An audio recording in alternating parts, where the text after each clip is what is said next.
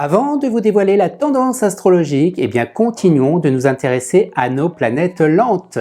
Nous avons vu jusqu'à présent Jupiter, Saturne, Uranus et Neptune. Voyons aujourd'hui une dernière planète moins importante qui est Pluton.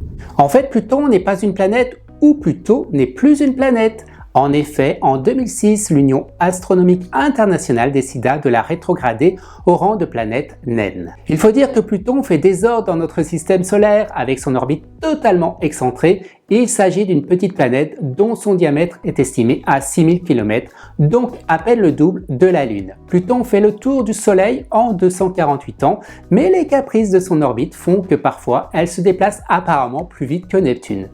Elle va donc traverser les signes entre 12 et 30 ans. Pluton est une planète transsaturnienne, elle concerne donc toute une génération.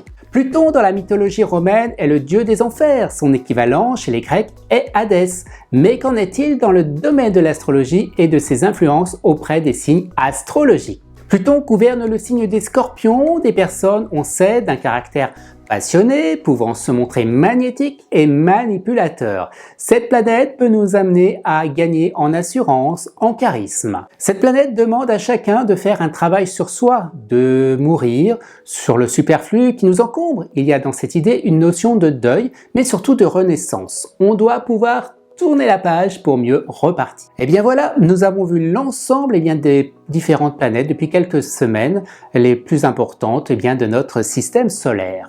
Sans plus attendre, regardons la position des planètes pour cette semaine. Cette semaine, il y a du monde au-dessus de notre tête. La partie va se jouer principalement dans le signe du Scorpion.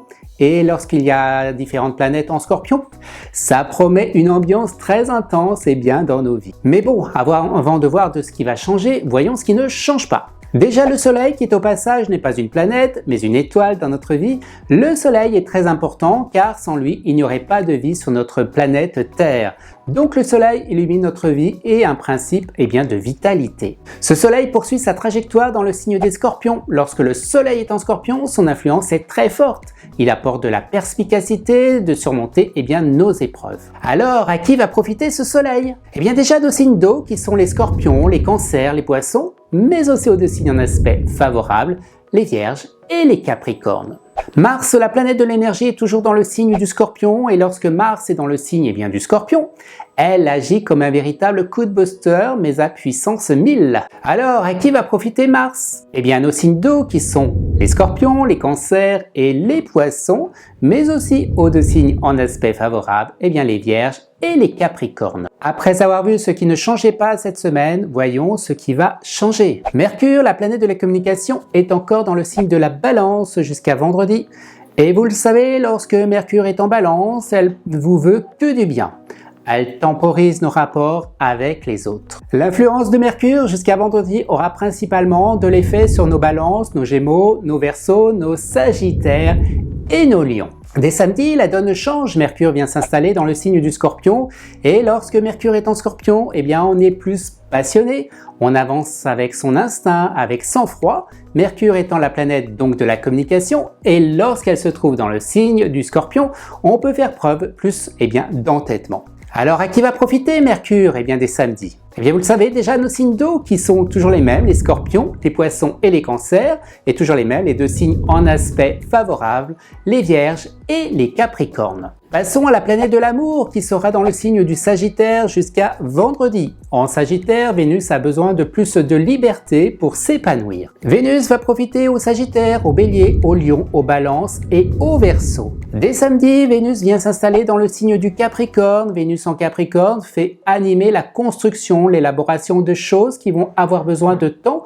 pour se peaufiner. Avec Vénus en Capricorne, on aime ce qui va prendre une forme concrète, durable et pérenne. Alors à qui va profiter Vénus en Capricorne à partir de samedi? Déjà à nos signes de terre qui sont les Capricornes, les Taureaux mais aussi les Vierges et aussi les deux signes en aspect favorable qui sont cette fois-ci les Poissons et les Scorpions. Dernière chose importante de cette semaine, voyons ce qui va se passer du côté de la Lune. jeudi, nous aurons affaire à une nouvelle lune qui se déroulera dans le signe encore du Scorpion. En astrologie, vous le savez, le Scorpion symbolise la transformation. Elle nous invite bien souvent à nous libérer de nos relations toxiques, par exemple.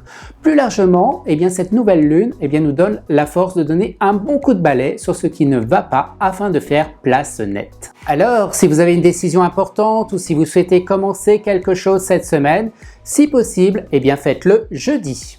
Voilà, on a fait un petit tour des différentes planètes importantes. Vous avez vu ce qui a changé cette semaine. Alors, avant de vous quitter, voici mon top 3 des signes de cette semaine. La troisième position pour vous les balances, deuxième position pour vous les capricornes qui seront les amoureux du zodiaque et la première position bien sûr pour le scorpion au vu des planètes que vous avez en ce moment dans votre signe. Si vous souhaitez en savoir plus sur votre tendance astrologique de cette semaine selon votre signe, vous pouvez retrouver toutes mes prévisions astrologiques sur mon site internet et sur mon Instagram.